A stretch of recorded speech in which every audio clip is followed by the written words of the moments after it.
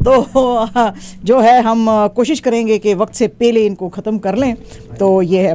अच्छा जनाब, RCMP के जो OPP के जो कमिश्नर हैं टॉमस कैरिको, उन्होंने आज जो है कहा है कि जनाब ये जो RCMP की कमिश्नर थी ब्रेंडा लूकी, इन्होंने कुछ लिस्ट ऑफ मैसेजेस भेजे थे और उसमें उन्होंने बड़ा क्लियरली कहा था कि जी हम अपना जो कॉन्फिडेंस है जो फेडरल गवर्नमेंट है वो शायद लोकल पुलिस के अंदर उसका गुम होता जा रहा है, क्योंकि आपको पता ही है कि ये इंक्वायरी बैठी हुई है कि फेडरल गवर्नमेंट ने इमरजेंसीज एक्ट जो था वो क्यों लगाया था। उसके ऊपर आज इनको बुलाया हुआ था OPP के कमिश्नर टॉमस कैरिक को। तो वो कह रहे थे कि लूकी जो हैं उन्होंने मुझे कुछ सेट ऑफ मैसेजेस भेजे थे जिसमें कि उन्होंने कहा था कि जी आपको पता ही है कि ये हमसे जा सकते हैं, ये जो है इमरजेंसीज एक्ट जो है वो लगा सकते हैं और उसके लिए मुझे और तुम्हें जो है वो पूछेंगे। तो मुझे बहुत सारे कॉल्स आ रहे हैं कैबिनेट मिनिस्टर्स के, जो कि उन्होंने नाम नहीं लिया था इनके साथ, लेकिन उन्होंने कहा था मुझे आ रहे हैं तो हमको काम क्रिएट करना पड़ेगा। तो आपके पास कोई सजेशंस हैं? इनसे पूछा था टॉमस कैरिक से कि आपके पास कोई है कि ऐसे कोई हम उनको काम कर सकते हैं फेडरल मिनिस्टर्स को। और उसके बाद उन्होंने कहा था कि वैसे हमें ये पता था कि कॉन्वॉय वाले लॉन्ग स्टे करने वाले हैं। अच्छा, अब इसमें जो अब और चीज़ें फिर अब जो है कटे खुल गए तो अब इसके लिए और इंक्वायरीज के लिए बुलाएंगे पब्लिक सेफ्टी मिनिस्टर जो है मार्को मेंडिचिनो को बुलाएंगे, emergency preparedness minister bill Blair को बुलाएंगे और हमारे प्राइम मिनिस्टर जो हैं ट्रूडो साहब, और इसके अलावा 8 और लोगों को भी बुला सकते हैं। ये इंक्वायरी कमीशन जो बैठी है कि भाई इमरजेंसीज एक्ट जो है क्यों लगाया था जब ये आया था convoy, freedom convoy downtown Ottawa में आया था। स्ट्राइक जो है बाय सम गो ट्रांजिट वर्कर्स जो है वो अब कॉल ऑफ कर दी गई है, क्योंकि पहले वो कह रहे थे अक्टूबर 31 को हम स्ट्राइक कर लेंगे, लेकिन अब ATU लोकल 1587 के जो मेंबर्स हैं उन्होंने कहा है कि जी हम नहीं, उन्होंने कहा है कि हम मेंबर्स से बात करेंगे और हमारी कुछ जो चीज़ें हैं जो कि उनका इंटरनल मेमो शो कर रहा है कि उनकी शायद बात जो है मेट्रो लिंक्स के साथ हो गई है। मेट्रो लिंक्स ने बड़ी होप जाहिर की थी कि हम जो है वो, हालांकि हमारे पास दूसरे तरीके हैं इस स्ट्राइक अगर हो जाती है तो सर्विस को कंटिन्यू करने की, लेकिन फिर भी उन्होंने कहा था हम आपके साथ बात करेंगे। तो बात अब जो है ये करेंगे और इन्होंने कहा है कि नवंबर 1 को अब जो है ये सारी प्रपोजल पेश की जाएगी। मेन तो इनका यही था कि भाई हमें कॉन्ट्रैक्ट से हटाया जाए, क्योंकि हम बहुत अरसे से जो हैं वो कॉन्ट्रैक्ट के ऊपर हैं और फिर ये जो राइजिंग कॉस्ट है उसके लिए हमारी जो है सैलरी भी बढ़ाने की ज़रूरत है। तो this is one good news कि अब ये स्ट्राइक नहीं हो रही है। टोरंटो रीजनल रियल एस्टेट जो बोर्ड है उसने आज बताया है कि कॉन्डो की प्राइसेस, 1 बेडरूम कॉन्डो की प्राइसेस टोरंटो के अंदर जो हैं बहुत ज़्यादा ऊपर चली गई हैं। इनके मुताबिक cost of renting, not buying, renting 1 bedroom condor in Toronto 20% year on year पे ऊपर चला गया है और मंथली कॉस्ट इसकी अब हिट कर रही है 2481 which is in Q3 of this year, और ये पहले Q2 के अंदर 2269 थी, जबकि 2021 में Q3 में ये 2061 थी। इसके अलावा 2 बेडरूम की जो प्राइस है कॉन्डो की वो 14% ईयर ऑन ईयर ऊपर गई है और इसकी अब प्राइस 3184 है। लिस्टिंग्स जो हैं 25.6% कॉन्डोज की जो हैं ईयर ऑन ईयर डाउन है, ट्रांजैक्शंस भी डाउन हैं 17.3%।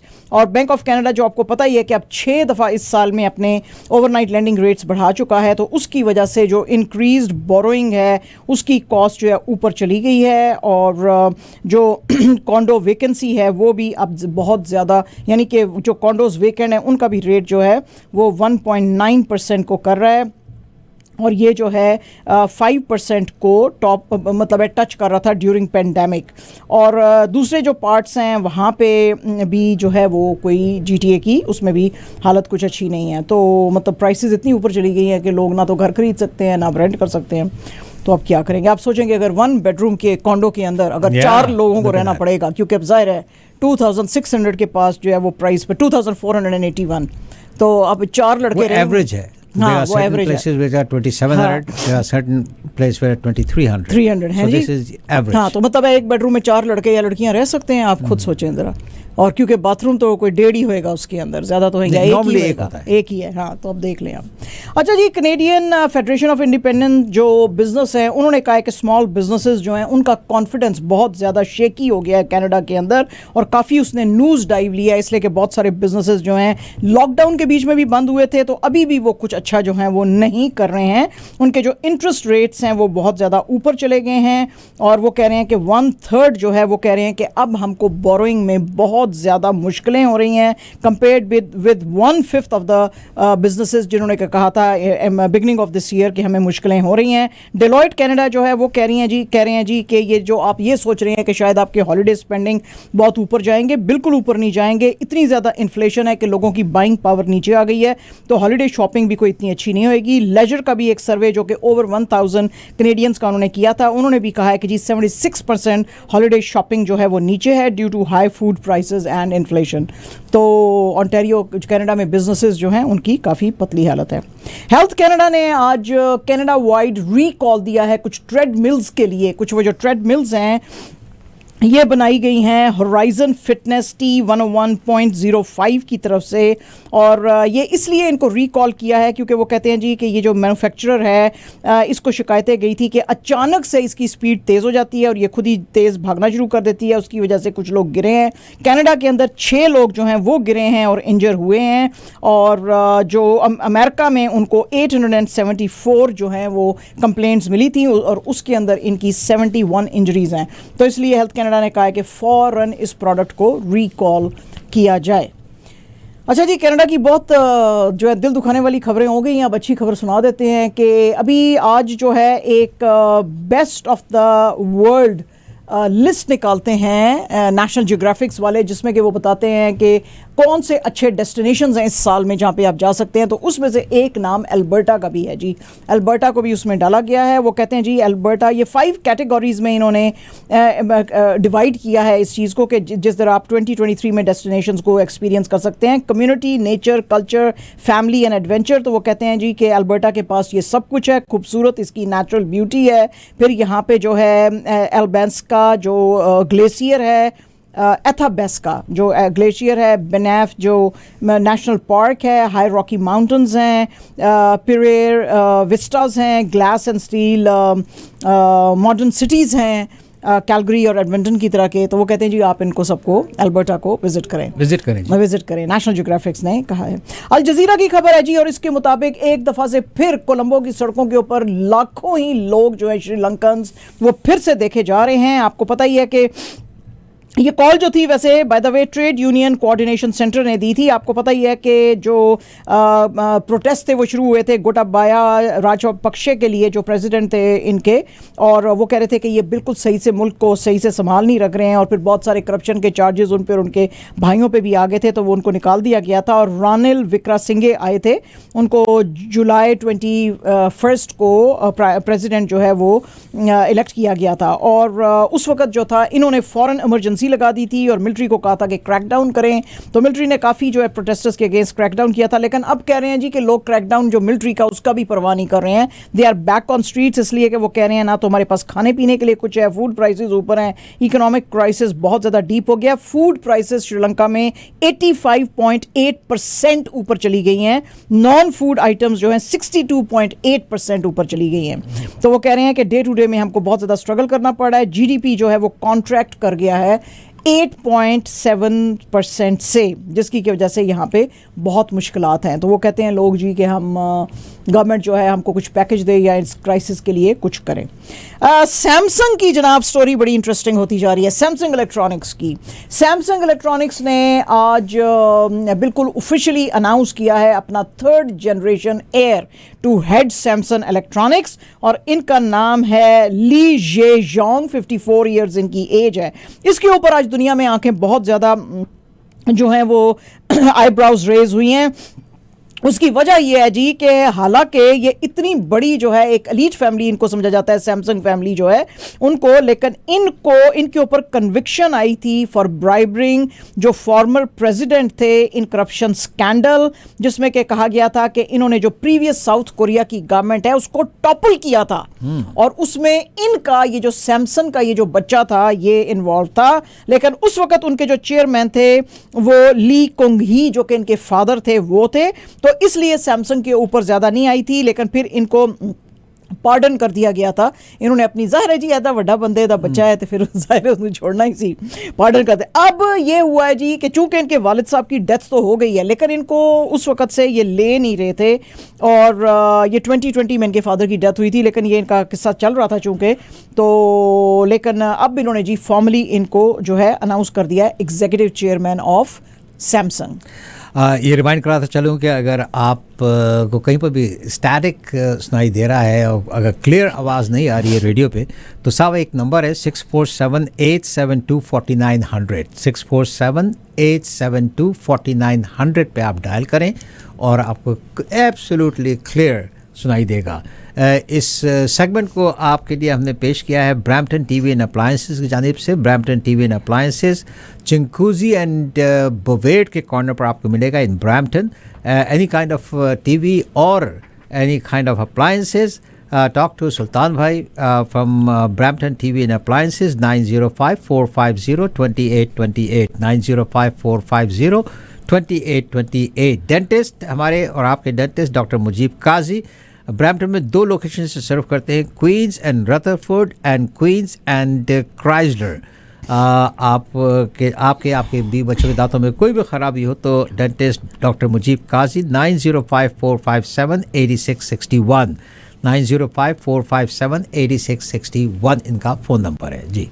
हाँ जी, आसियान के जो फॉरेन मिनिस्टर्स हैं जी वो म्यांमार की जो हालत है उसके ऊपर बड़े कंसर्न हैं और इन्होंने इससे पहले भी म्यांमार की गवर्नमेंट को 5 जो थे पॉइंट्स का एक एजेंडा दिया था और उन्होंने कहा था जी इस पे अमल करने की ज़रूरत है। हमने आपको बताया ही है 2 दिन पहले कि ये जो कचिन का जो एरिया है वहाँ पे इन्होंने म्यांमार ने मिलिट्री स्ट्राइक्स की हैं जिसमें कि 80 लोग मर गए हैं और ये एथनिक कम्युनिटी है। ये जब से वो कहते हैं कि जी ऑन सू की जो गई है गवर्नमेंट गई है उस वक़्त से मिलिट्री जनता जो है वो अब इसको हेड कर रही है म्यांमार के अफेयर्स और उसके लिए ये बहुत ज़्यादा जुल्म कर रही है, एथनिक कम्युनिटीज़ के साथ बड़ा खिलाफ बातें कर रही है। तो उसके ऊपर जो है आसियान के जो लीडर्स हैं वो बड़े हैं परेशान हैं। उन्होंने जब से ये फरवरी से मिलिट्री लीडरशिप आई है उस वक़्त से इनको कह रहे हैं कि भाई आपने एक डेमोक्रेटिक गवर्नमेंट को हटाया है तो ये फिर एटलीस्ट आप वायलेंस ना करें और डायलॉग करें पार्टीज कंसर्न जो हैं उनके साथ और बैठ के ये मसले हल करें।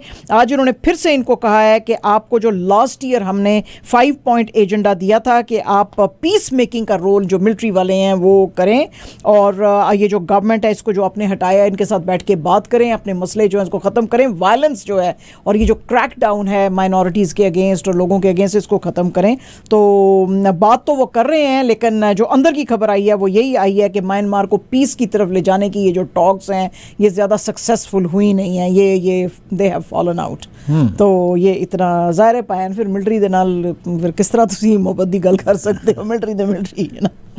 अच्छा जी, बीबीसी ने आज एक शॉकिंग न्यूज़ दी है और वो शॉकिंग न्यूज़ तो खैर नहीं है, बहुत अरसे से ये सुनाई जा रहा था कि प्रिंस हैरी जो हैं अब ड्यूक ऑफ ससेक्स ये अपने एक मेमोयर्स निकाल रहे हैं और इसका नाम है स्पेयर। ये स्पेयर जो है ये पब्लिश हो रही है नेक्स्ट ईयर जनवरी 10, 2023 में। इसको पब्लिश कर रहे हैं पेंगुइन रैंडम हाउस वाले। पेंगुइन रैंडम हाउस वालों ने कहा है जी कि ये स्टोरी इसके अंदर जो बताई जा रही है डायना की डेथ से शुरू होएगी, क्योंकि बहुत सारे लोगों के दिमागों में ये सवाल था कि जब माँ मर गई तो छोटे छोटे 2 बच्चे थे, 2 प्रिंस थे, उनकी अपनी माँ के मरने के बाद लाइफ जो इतनी इनकी ह्यूजली पॉपुलर माँ थी उसके बाद कैसी है। अच्छा, मीनवाइल बर्मिंघम पैलेस जो है उसको पूछा गया कि आप इस पे कमेंट करेंगे तो उन्होंने कहा जी हम नहीं करेंगे। रैंडम हाउस ने कहा कि इसके जो चैरिटी जो प्रोसीड्स हैं वो कुछ चैरिटीज 2 जो हैं उनको भी जाएंगे और ऑलरेडी इनको 2 जो है डोनेशंस मिल गई हैं 1.3 मिलियन पाउंड्स एंड 300,000 की, जो कि दी जाएगी सेंटिबेल और वेल चाइल्ड को दी जाएगी। तो ये स्टोरी जो इसके अंदर पेंट की गई है इस बुक के अंदर वो ये है कि जनाब क्योंकि बहुत कुछ चेंज हो गया ना, बहुत कुछ चेंज हो गया जब से ये इसकी बात हो रही थी। क्वीन की डेथ हो गई है, इनके फादर जो हैं वो किंग बन गए हैं, लेकिन फिर भी कुछ चीज़ें जो हैं वो तो जो हैं वही रहीं जो कि इनिशियली डिस्कस की गई थी। वो ये है जी कि दो छोटे छोटे बच्चे हैं, 20th सेंचुरी है, माँ इनकी बड़ी बिजी है और वालिद के साथ अच्छे ताल्लुकात नहीं हैं, और फिर अचानक दुनिया क्या देखती है कि एक कॉफिन है, उस कॉफिन के पीछे जो हैं दो छोटे छोटे बच्चे अपने चल रहे हैं और सारी दुनिया उसको जो है सौरों और हॉरर में जो है वॉच कर रही है। तो ये आज रैंडम हाउस ने जो है ये जो थोड़ी सी दी इसमें काफ़ी लोगों के आज आंसू निकले, काफ़ी लोग जो हैं उदास हुए सुन के। तो उन्होंने कहा जी कि मेरे भाई तो जो हैं वो तो शायद हेयर हैं टू ब्रिटिश थ्रोन, लेकिन मैं तो स्पेयर हूँ। तो इसके लिए उन्होंने अपनी बुक का नाम स्पेयर रखा है। अच्छा। स्पेयर रखा है, हाँ। तो ये बड़ी इसकी प्यारी आज रैंडम हाउस ने डिस्क्रिप्शन दी है बुक की, तो इसलिए और भी बढ़ गया। लोग कह रहे हैं कि जी बिल्कुल बेस्ट सेलर होएगी, जाहिर है जी, डायना का बेटा और फिर ऐसे दिल दुखाने वाली बातें। तो फिर आज बहुत बड़ी जो यूरोप के अंदर खबर है जी वो है क्रेडिट स्विस के बारे में, और ये फिर से जो है ये स्यापे इसमें खड़े होंगे, और उसकी वजह ये है जी कि इन्होंने कहा है कि हम जो है वॉल स्ट्रीट से अपना स्टेप बैक कर रहे हैं, क्योंकि हमको इस वक्त $4 बिलियन रेज करने की ज़रूरत है, क्योंकि इनके ऊपर बहुत बड़ा नाम आया था कि आपका जो स्विस बैंक है वो स्कैंडल्स में इन्वॉल्व है, और दुनिया के यानी कि इस तरह से कि दुनिया के वेल्दी तरीन और नोटोरियस तरीन लोग जो हैं स्विस बैंक में अकाउंट्स डालते हैं। तो इन्होंने कहा है जी कि हम इन तमाम चीज़ों से पीछे आके मोर रिजिलियंट एंड एफिशिएंट बैंकिंग हम करना चाहते हैं। अच्छा, एक तरफ तो ये अच्छी न्यूज़ है, दूसरी तरफ they will be slashing 9,000 full time jobs by 2025। ठीक है जी, और 2,700 तो वो फौरन ही काट देंगे। क्रेडिट स्विस का कहना है जी कि हम ये उनसे पूछा गया कि ये आप किस तरह आप कर रहे हैं, ये आप कैसे कर सकते हैं ये सारा कुछ, ये तो उन्होंने कहा जी कि हमारे पास ऑलरेडी एक तो क्रेडिट लाइन भी है, इसके अलावा सऊदी नेशनल बैंक हमको $1.5 बिलियन देगा बैंक में रखने को। Okay, that will help. That will help. तो उसी पे लोगों ने कहा है कि जी अच्छा ठीक है, फिर शायद आपको सहारा मिले। इसके अलावा इन्होंने कहा जी कि हमको अपने कॉस्ट जो है बहुत ज़्यादा रिड्यूस करने की ज़रूरत है। अगर आप ट्रैवलर हैं, अगर आप ट्रैवल करते हैं दुनिया में, तो आपको पता ही होएगा सेवॉय होटल्स के बारे में। सेवॉय होटल्स बहुत ही हाई एंड और अच्छे होटल्स हैं, तो उनको वो जो है वो कह रहे हैं जी कि उनको भी अब जो है हम हौले हौले बेचना शुरू करेंगे। और फिर इन्होंने कहा जी कि हमारा ये जो फिनटेक कंपनी है ऑल फंड्स, उसमें से भी हम उसके भी स्टेक्स जो हैं सेल करने शुरू करेंगे। तो काफ़ी ज़्यादा रिफॉर्म्स जो हैं अपने बैंकिंग सेक्टर में ला रहे हैं। तो ये आज जो थी जनाब मनी मार्केट की सबसे बड़ी खबर थी। न्यूयॉर्क टाइम्स जो है जी उसकी आज एक बहुत ही चौंका देने वाली खबर है। असी कह रहे हैं वो पायान अमरीका पायान अपने कार रहो, साढ़े मुल्क के उत्ते ड्रोन दे हमले ना करो। न्यूयॉर्क टाइम्स की ये स्टोरी बताती है कि बाइडन एडमिनिस्ट्रेशन को सोमालिया की गवर्नमेंट ने तरले कर रही है कि हमारे मुल्क के अंदर ड्रोन के हमले करें आप। What is this?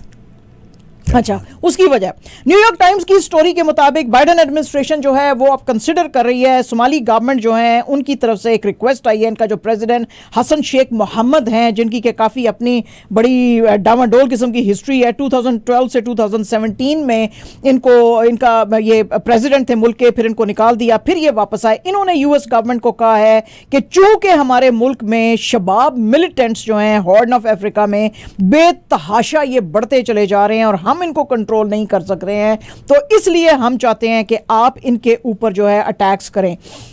New York times की ये स्टोरी कहती है जी कि हमारी ये स्टोरी इसलिए भी प्रॉम्प्ट हुई कि बाइडन एडमिनिस्ट्रेशन ने रिसेंटली कहा है कि 450 यूएस ट्रुप्स जो है हम रीडिप्लॉय कर रहे हैं सोमालिया के अंदर, जो कि ट्रंप साहब ने अब्रप्टली विड्रॉ कर लिए थे जनवरी 2021 के अंदर, और उसकी वजह से इस मुल्क में जो है हालत खराब हो गई है। न्यूयॉर्क टाइम्स कहता है कि हमारी ये स्टोरी जो है ऐसे ही नहीं है, this is based on a lot of interviews. उस इंटरव्यूज के अंदर यूएस ऑफिशियल्स हैं, सोमाली ऑफिशियल्स हैं, टीचर्स हैं, प्रोफेसर्स हैं, और डिप्लोमेट्स हैं, मिलिट्री के बंदे हैं, यूएस एडमिनिस्ट्रेशन के बंदे हैं।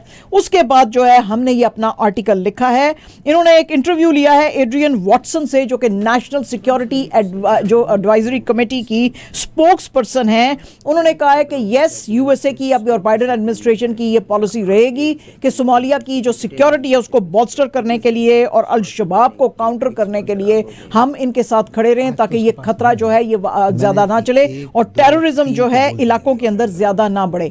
अच्छा, इसमें जो न्यूयॉर्क टाइम्स की स्टोरी है वो ये भी कह रही है कि इसमें यूएस के अंदर बहुत सारी बातें अब जो है आना शुरू हो गई हैं। वो कह रहे हैं कि अगर यूएस ने अपना रोल बहुत ज्यादा सोमालिया के अंदर बढ़ा लिया तो कोई ऐसा ना हो कि उसका उल्टा ही हिसाब हो, टेररिज्म रुकने के बजाय टेररिज्म फैल जाए। तो ये आज न्यूयॉर्क टाइम्स की जो है बड़ी ख़तरे में नाक जो है स्टोरी है जनाब।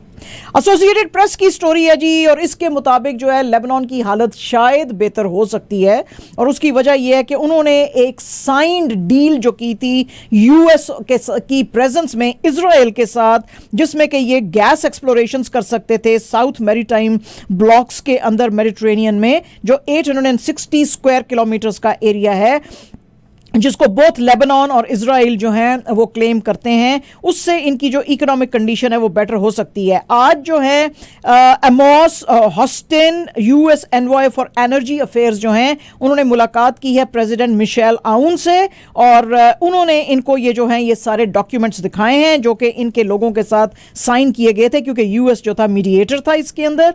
और उसमें उन्होंने कहा है जी कि ये अब जो है दूसरी तरफ से भी, इजराइल की तरफ से भी साइन डॉक्यूमेंट्स जो है आ सकता है लेबनान के हेडक्वार्टर नकूरा के अंदर। और वो ये भी कहते हैं कि लेबनान और इजराइल की दोस्ती बनाने की जरूरत है, ताकि लेबनान की भी हालत अच्छी होए, और ये जो हर वक्त इजराइल कहता है कि हमारे ऊपर हमास वाले अटैक्स करते हैं, उसका भी कुछ करने की जरूरत है। और इसके बाद अब होल्स्टीन साहब जो हैं इजराइल के प्राइम मिनिस्टर यार लैपिड जो हैं उनके साथ अब जो है बात करेंगे।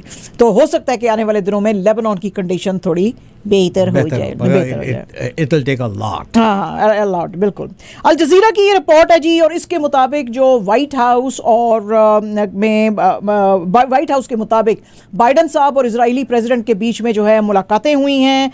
इजरायली प्रेसिडेंट आइजैक हर्जॉग जो हैं वो जो थे आज इनके ओवल ऑफिस में थे, और वहाँ पे जर्नलिस्टों ने इनसे टॉक्स के बाद पूछा कि आपकी टॉक्स किसके ऊपर थी। तो उन्होंने कहा जी हम तो ईरान के ऊपर टॉक्स हमारी ज़्यादा थी, क्योंकि वो कॉन्स्टेंटली अपने भी सिटीजन्स के ऊपर जुल्म कर रहा है, फिर जो न्यूक्लियर वेपन्स है वो भी और लीथल वेपन सप्लाई कर रहा है रशिया को, जिससे कि इनोसेंट लोग जो हैं यूक्रेन के अंदर मारे जा रहे हैं। तो इरानियन चैलेंज जो है वो सबसे बड़ा चैलेंज है। जर्नलिस्टों ने इनसे पूछा कि पिछले कुछ दिनों में जो आइजैक हर्जॉग साहब जो आप इजराइल वाले पैलेस्टाइन में कर रहे हैं कि बैक टू बैक आपकी इजरायली जो मिलिट्री है वो अटैक्स कर रही है, उसमें पैलेस्टीनियंस मर रहे हैं, उसके बारे में आपका क्या ख्याल है? जैसे कि अभी हमने आपको कुछ दिन पहले भी बताया था कि इजराइल के अंदर जो वेस्ट बैंक, इजराइल ने जो वेस्ट बैंक के ऊपर क्रैकडाउन पैलेस्टीनियंस में किया है, तो पिछले 6 दिनों के अंदर जो है 6 पैलेस्टीनियंस इन्होंने मार दिए हैं, जिसका कि कोई रीज़न भी नहीं इन्होंने बताया। तो उन्होंने कहा जी कि हाँ बिल्कुल वो सिक्योरिटी जो डिस्टेबलाइज हो गई है उसको हम जो है ठीक करने की कोशिश कर रहे हैं। मिकिया ठीक करने की कोशिश कर रहे हैं।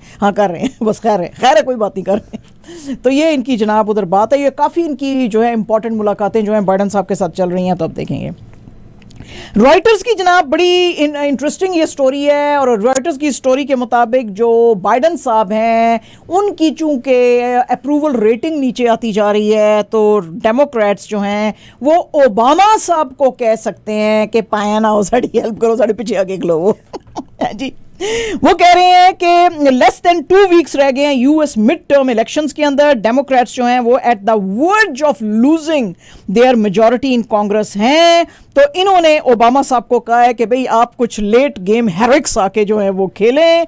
आपको पता ही है कि इन्होंने 2017 में 2 टर्म सर्व करने के बाद जो है वो ऑफिस छोड़ दिया था, लेकिन अब ये डेमोक्रेट्स के कहने के ऊपर ट्रैवल कर रहे हैं कल यानी कि फ्राइडे को जॉर्जिया में, उसके बाद विस्कॉन्सिन में जाएंगे, फिर नेवाडा में, फिर पेंसिल्वेनिया में, क्योंकि नवंबर 8 को जो है इन 4 की स्टेट्स के अंदर जो है इलेक्शंस होने वाले हैं, जो कि अगर इनके बंदे ना आए तो सेनेट के अंदर एटलीस्ट जो है इनको प्रॉब्लम्स हो सकती हैं, इनकी कमी आ जाएगी बंदों की। रिपब्लिकन्स जो हैं वो बड़ा मोमेंटम लेते जा रहे हैं दिन ब दिन, और बाइडन साहब की अप्रूवल रेटिंग 39% पे है अकॉर्डिंग टू यही रॉयटर्स की रिपोर्ट के मुताबिक। तो इसलिए उन्होंने, लेकिन वो कहते हैं जी कि ओबामा साहब भी क्या करेंगे, ओबामा साहब की भी तो हर बात अच्छी नहीं मानी जाती थी, और ओबामा साहब ने तो खुद भी जो है वो सफ़र किया था जब इन्होंने जो वो है रिपब्लिकन्स, उन्होंने 63 सीट्स 2010 के जो मिड टर्म्स हुए थे उसमें जीत ली थी, तो ओबामा साहब भी कुछ नहीं कर सके थे। बहरहाल जी वो कहते हैं जी कि बाइडन साहब भी जो है वो बैठे हुए नहीं हैं, वो भी फ्लोरिडा जा रहे हैं next week to support Charlie Crist जो है इनके डेमोक्रेट जो हैं उनको, और क्योंकि वो फेस कर रहे हैं रिपब्लिकन गवर्नर रॉन डिसेंटिस को, जो कि बड़े स्ट्रॉन्ग हैं, और जो हैं इतने स्ट्रॉन्ग हैं वो कि वो 2024 के वाइट हाउस के कंटेंडर भी हैं, तो उनके लिए ये सपोर्ट उनको करे जा रहे हैं। और इसके अलावा ओबामा साहब को फिर वो पेंसिल्वेनिया में नवंबर 5 को ज्वाइन करेंगे। तो ये तो बड़ी खतरे में नाक बातें होती जा रही हैं जी ऐसे।